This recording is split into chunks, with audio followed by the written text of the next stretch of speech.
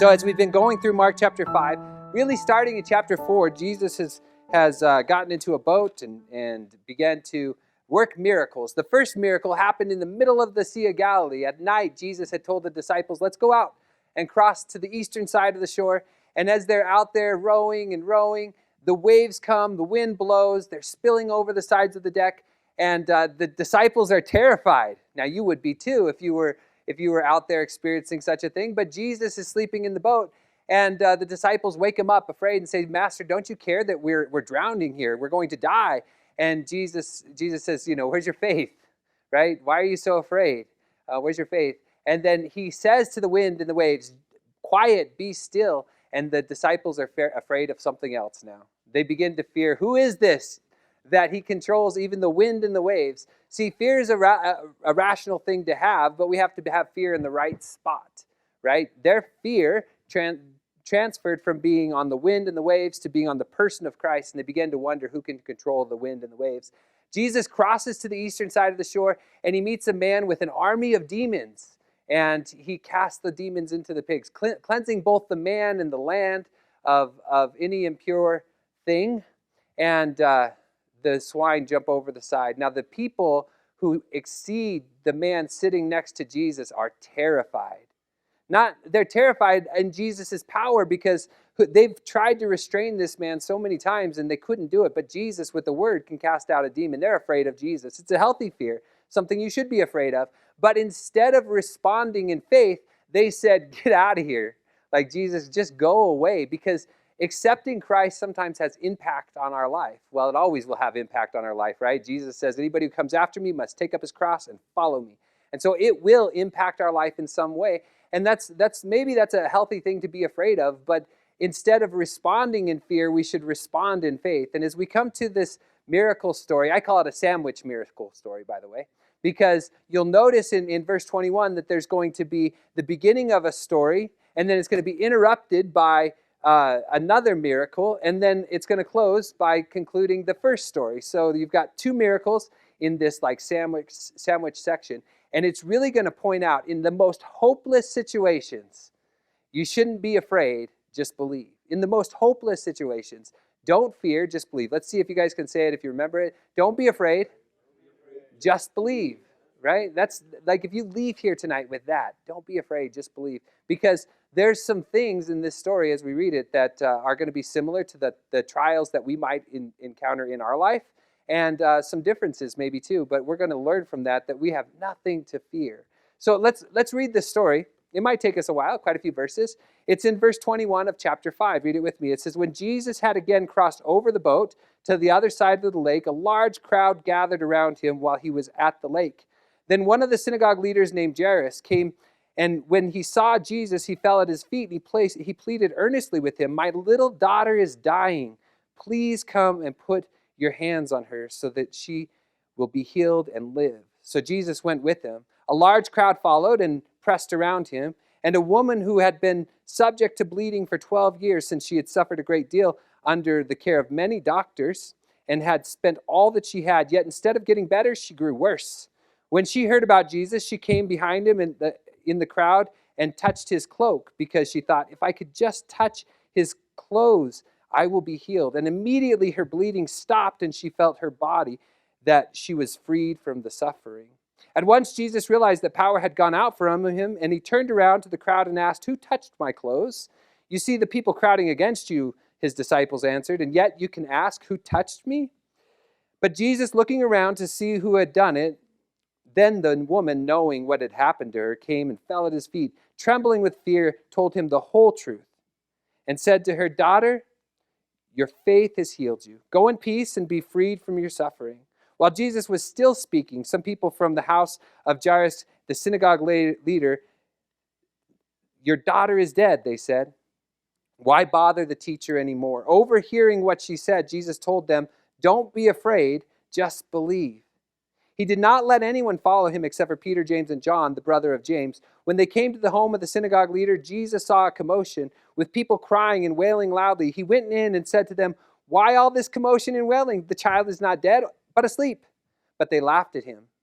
And he put them all out. He took the child's father and mother and the disciples who were with him, and he went to where the child was. He took her by the hand and said to her, Talitha cum, which means, little girl, I say to you, get up. Immediately, the girl stood up and began to walk around. She was 12 years old. At this, they were completely astonished. He gave strict orders not to let anyone know about this, and he told them to give her something to eat. It's a sandwich miracle. You see how it begins with Jairus, the synagogue leader, and he's there pleading with Jesus, come and save my daughter. And as they're walking through the crowd to get to Jairus' house, then he's interrupted by this woman who has been bleeding for 12 years and stops all progress. And she touches his cloaks, immediately is healed. But Jesus stops to talk to her because he cares for her. And then he goes, as he's waiting, talking to her, the little girl dies. And so all hope might seem lost for the synagogue leader. But Jesus says, don't be afraid, just believe. Right? The point of tonight, don't be afraid, just believe.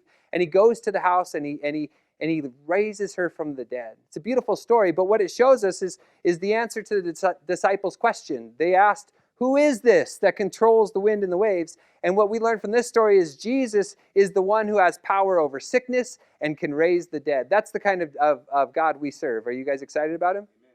Yes, right? He's something that we should be excited about. But there's some similarities in these miracles. You notice how the woman has been suffering for 12 years, and also the young girl is 12 years old. The similarities, right? Another similarity, they're both unclean. The woman has been bleeding for 12 years, and just because we're in church and we want to keep it rated G, we're going to say that she has some woman problems. 12 years of woman problems, right?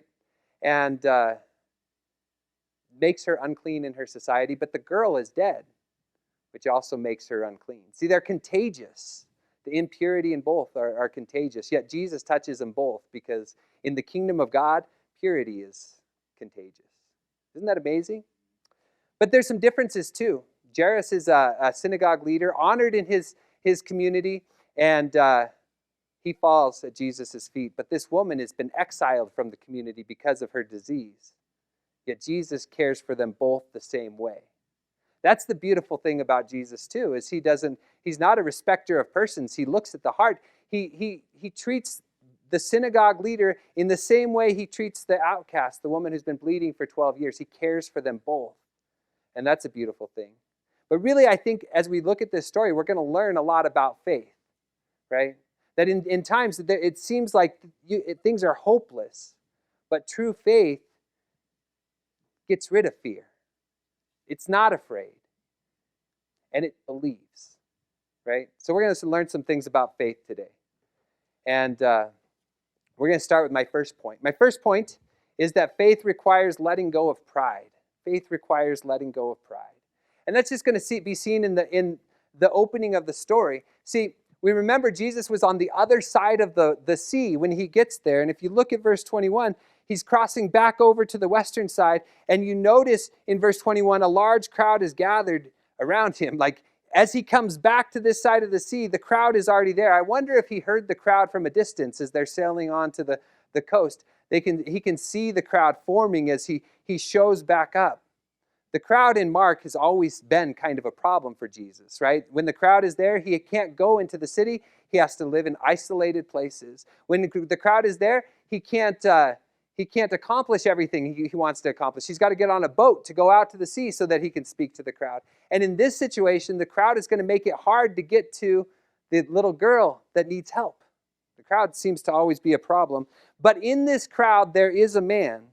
In verse 22, it says he's one of the synagogue leaders named Jairus, and he saw Jesus and he fell at his feet. Now, I want to tell you some things about synagogue leaders in the first century. Synagogue was like the hub of social life for the Jews.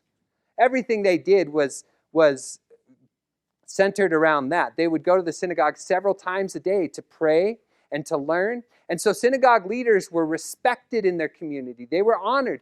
They didn't always teach, but they planned the people who were teaching that night.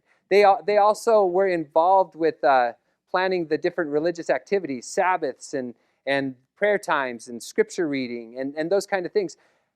Synagogue leaders would have been respected in their community.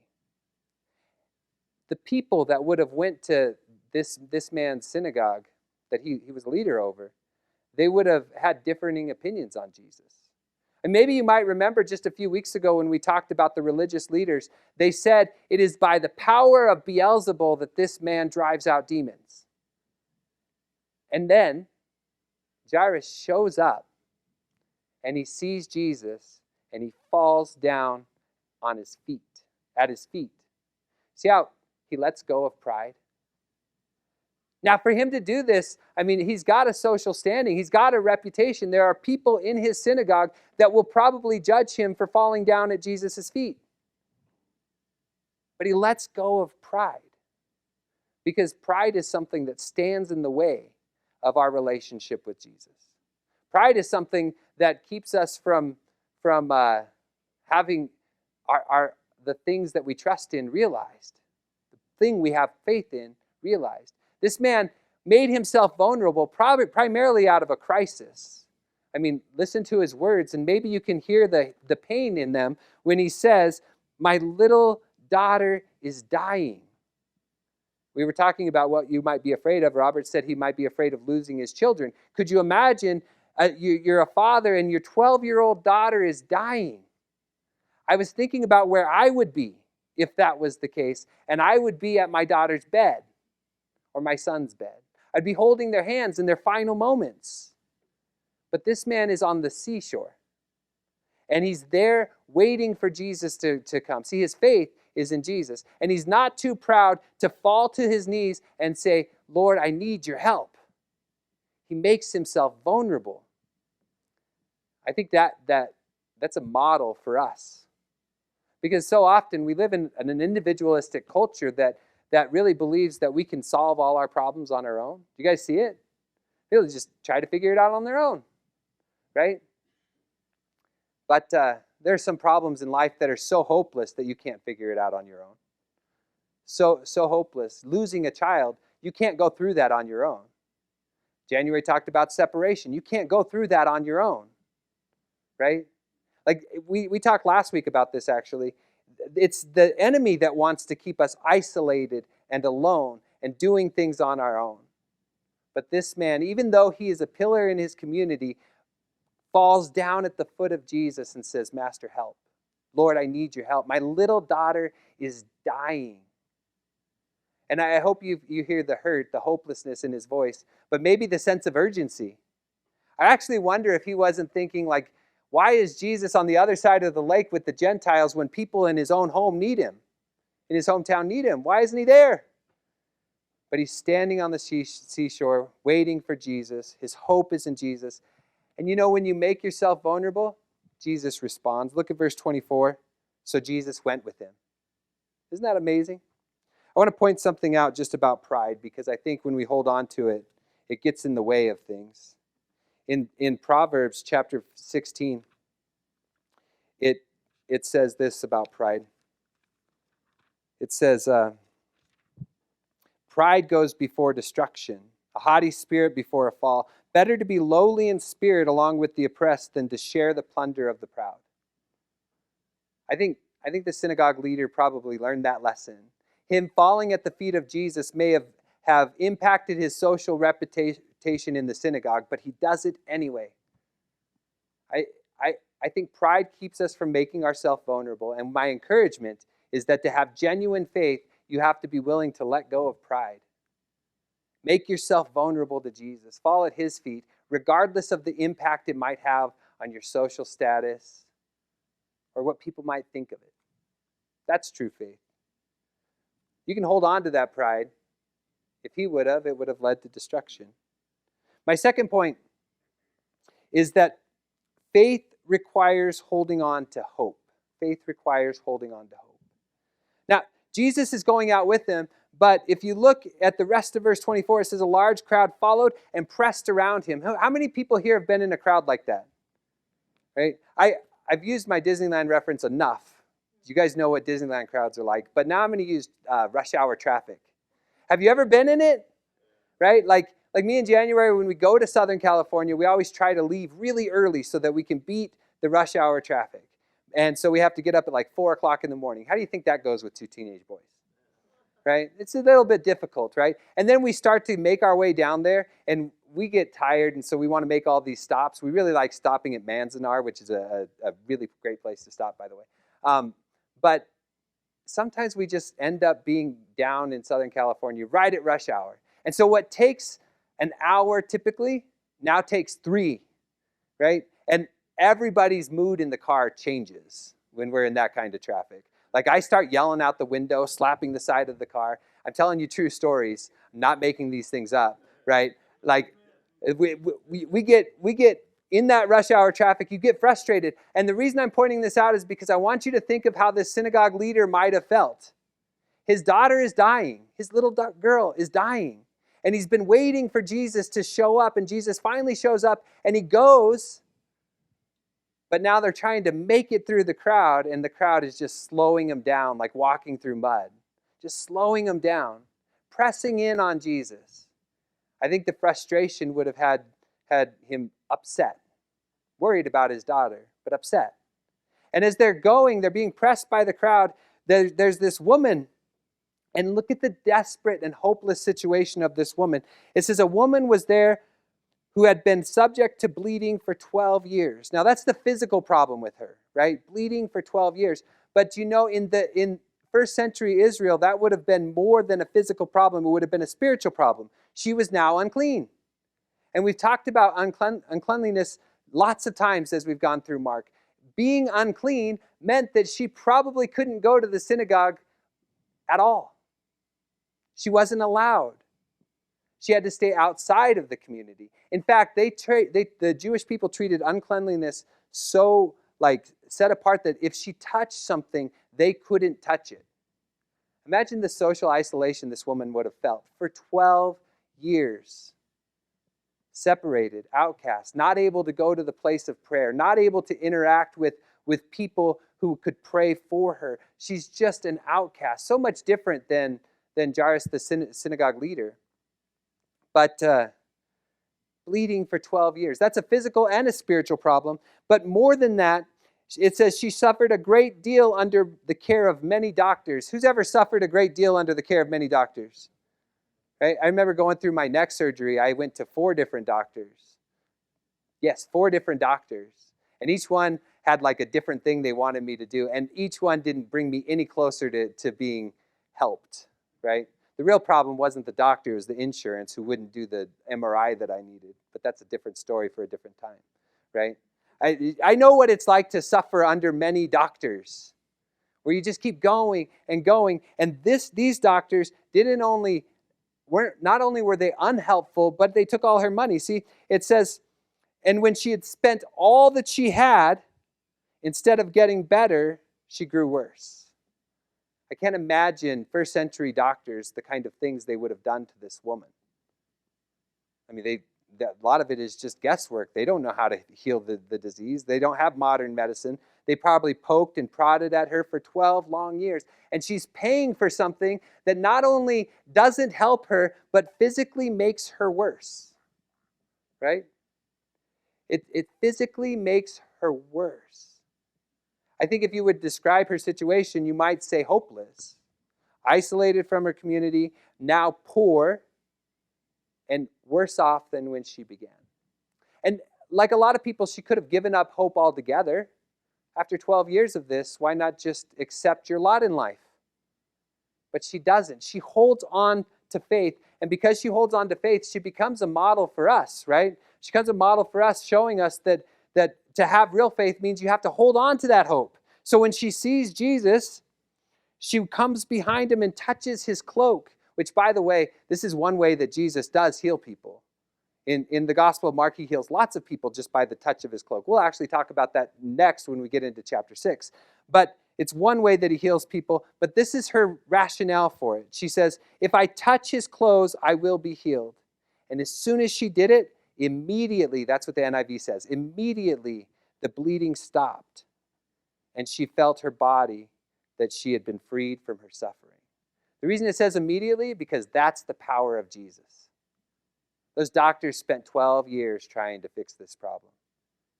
Jesus did it without even recognizing it at first. Somebody touched his cloak, she's healed. Immediately, that's the power of Jesus. And Jesus asked the most ridiculous question, right? It wasn't just me that says it's ridiculous. Like, the disciples thought it was ridiculous. Jesus asked, "Who touched me?" And the disciples said, "Man, you see this crowd all around you. They're all pressing in on you. How are we supposed to answer that question of who touched you?" I think I understand why the disciples thought it was ridiculous. You know who else might have thought it was ridiculous? The synagogue leader, because he's got a place to be. Where's his daughter? She's dying. And the crowd is stopping Jesus from progressing forward to get to her house. And now Jesus has stopped to ask a question that just doesn't seem to have a rational answer. Like, everybody here is touching you, Jesus. Let's stop talking about this and let's get to my daughter. I think that's what I would have said, right? What would you have said? Just think about that for a second. Doesn't matter who touched you, Jesus. Let's go. My daughter is dying.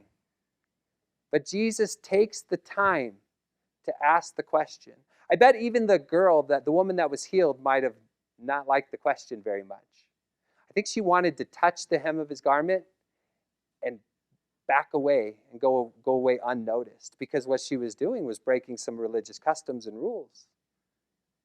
But Jesus still asked the question, who did this? Who touched me? And the woman tells the truth. Now, because Mark knows so much details about her condition, I'm thinking she told the whole truth. Have you ever done that? Just exposed yourself to Jesus? Just, here's the whole truth. This is everything that's been going on in my life. That's what the text says that she did. Verse 32, Jesus kept looking around. Then the woman, knowing what had happened, came and fell at his feet, trembling with fear. That's the healthy kind of fear, by the way. Healthy kind of fear.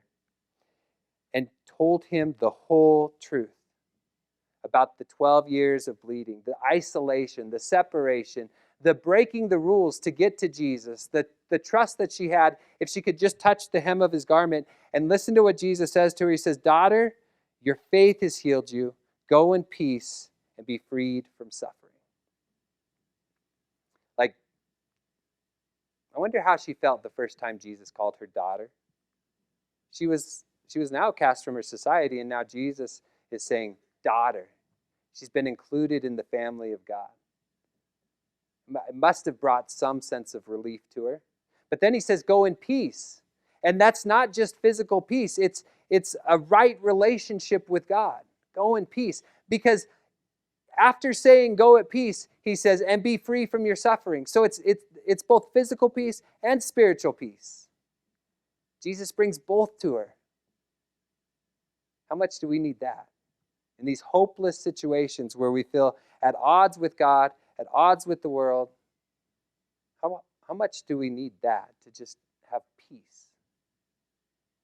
I think we get that by making ourselves vulnerable. I think we get that by allowing Jesus to see the whole truth, and by not being afraid to just hold on to that hope, even when circumstances don't seem like it. I have one of my favorite prayers comes out of the book of Psalms. It's Psalm 119. And actually, it's Psalm 139. Sorry, Kathy. And I think why I like this psalm is because it makes the person who prays it become so vulnerable. And so I'd warn you, don't pray this prayer.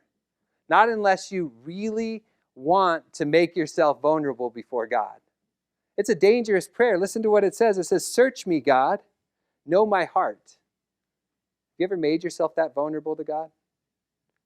Test me. That's something. That's dangerous. Test me, God. Know my anxious thoughts. See if there's any offense way in me, and lead me into your way everlasting. This is what this girl does. She tells the whole truth. She makes herself completely vulnerable to Jesus. And I think true faith does that. It holds on to hope, and it makes yourself vulnerable to Jesus. That's what she does. And because she does it, she's a daughter, she's at peace, and she's free from her suffering. Even in the most hopeless situation, she finds peace. But I don't think Jairus is at peace, do you? Now, he might be thinking, this is great, Jesus. I'm glad you healed her, but why'd you have to stop and talk to her? Right? Don't we have a place to be? And Jesus shows the same care and compassion for her as he does for him. Jairus might have been thinking, like, whatever this was could have waited 30 more minutes, right? It's gone on for 12 years. What is 30 more minutes? He might have been thinking, like, I was in line first, Jesus, right? Like, take care of my problem first. And his situation became even more hopeless because as he's sitting there listening to Jesus talk to this girl, wondering why he isn't just hurrying up to get to his little girl, some people from his house comes to him. And verse 35 says, while Jesus was still speaking, some people from his house of Jairus, the synagogue leader, says, your daughter is dead. Why bother the teacher anymore? Like maybe saying, you know why? You put your faith in the wrong place. Why bother Jesus anymore? Like, if you needed to be home with your daughter, it's too late now. It's hopeless. But when Jesus overhears what they say, verse 36, you should underline it in your Bible. It's one of my favorite parts of the whole miracle stories. It says, don't be afraid, just believe. That's the key idea of these two stories. At both situations seem equally hopeless. The woman has spent 12 years bleeding. Every doctor has let her down. She's now broke, hopeless. This synagogue's leader, his daughter's now dead, hopeless. And there's so many hopeless situations that we could be afraid in. And I think Jesus in all those situations would say, don't be afraid, just believe.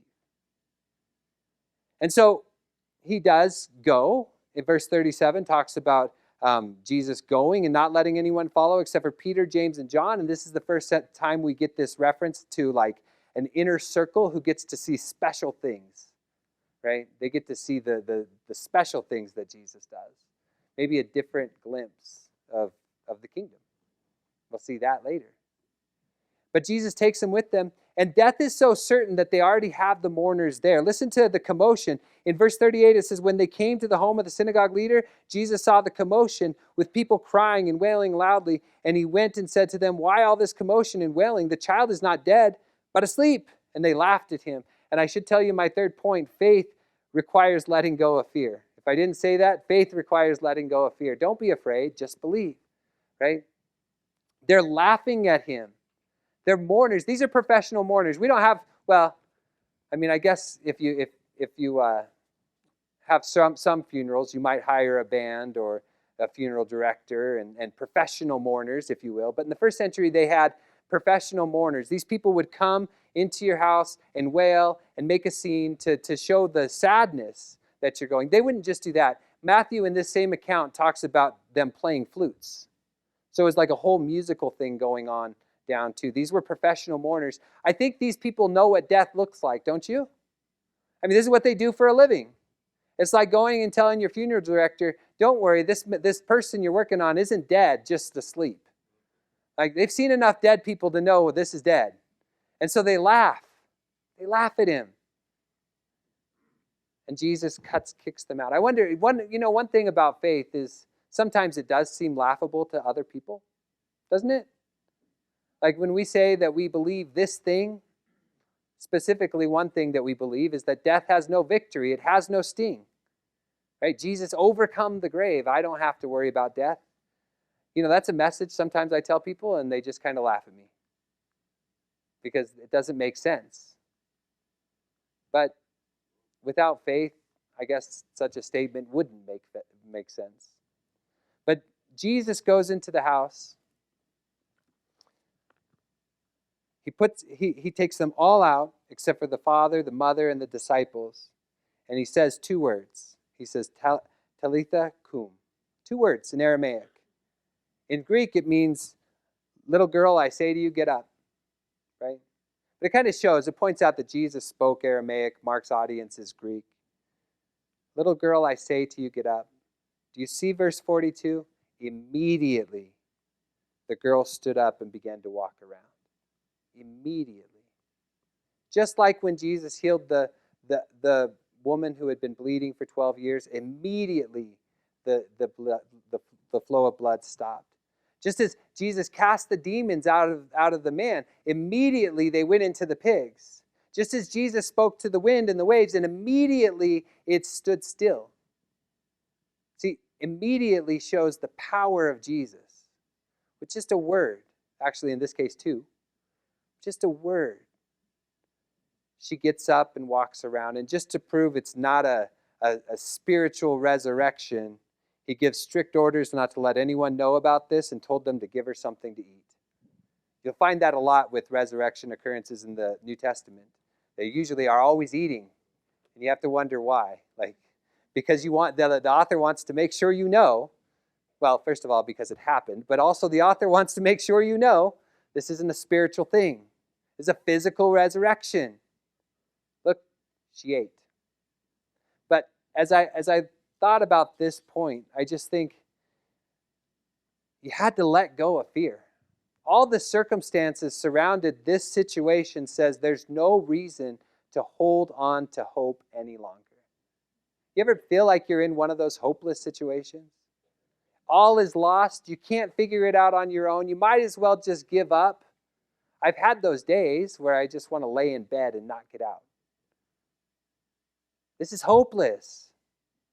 And in those situations, Jesus would say, don't be afraid, just believe. As we look at these two miracle stories, they're models for us, right? They're models.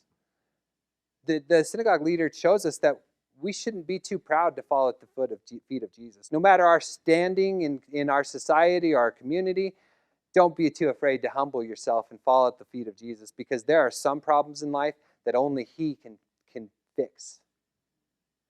And the woman shows us that no matter what you've gone through, don't give up hope, because Jesus will come in his time. Things will happen in his time. She had suffered for 12 years. And then we find at the end of the story that death is not final. Jesus has victory over the grave. That's the kind of God that we serve. But when I read these stories too, I often wonder, why isn't Jesus healing in this way today? Do you guys know we have a 12-year-old girl in our prayer list that is dying? And you wonder, why, after she's been in there for so many months now, we've been praying for her for so many months, why hasn't Jesus healed her? And then the other people in the prayer list, why hasn't Jesus healed them? But I don't think the point of the story is that Jesus is going to heal in every situation. The point of the story is that you can trust God in every situation, right? Trust God in every situation. There are so many situations that we could approach with fear, but Jesus would say, don't be afraid, just believe. I don't know what the outcome will be with everybody on our prayer list. I don't know what the outcome will be with the problems that I face in my own life, but I know who controls the outcome, and he's somebody who I can put my trust in, regardless of it. I'll end with one thought from 3 young men. And I like this thought because they were facing a hopeless situation. They had nowhere else to turn. See, this is Shadrach, Meshach, and Abednego. Nowhere else to turn. And Nebuchadnezzar set up an idol and said, everybody needs to bow down and worship this idol. And they said, I will not bow down and worship this idol. And so he got the furnace going, and it was so hot that it burned the people that were stoking it. Burned them up. And he says, bow down and worship. Listen to what they say to him in verse 17. It says, if we are thrown into the blazing furnace, the God we serve is able to deliver us from it. And he will deliver us from your majesty's hand. But even if he does not, we want you to know, your majesty, that we will not serve your gods or worship the image of gold you have set up. I like the story because Well, in that situation, it has to do with images. But the point is, I can trust God regardless of the outcome. He can save us from the fire. He can heal the sick. He can raise the dead. And I believe He will raise the dead. That's my hope as a Christian. One day He will. He can do those things. But even if I have to go through the storm, even if I have to deal with the sickness, even if I have to embrace death, I can trust God. He can deliver me from it. But even if He refuses, even if He does not, it's not going to shape my faith. I'm going to trust God and believe.